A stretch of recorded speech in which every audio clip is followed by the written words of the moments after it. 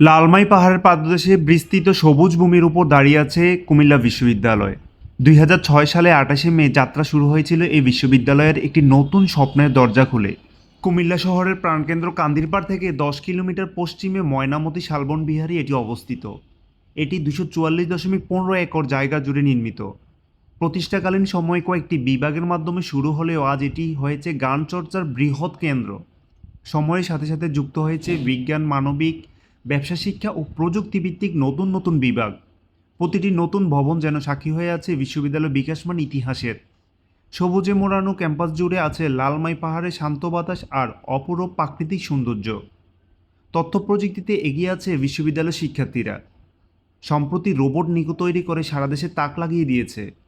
শিক্ষার্থীদের সুবিধার জন্য রয়েছে নিয়মিত বিশ্ববিদ্যালয় বাস সার্ভিস।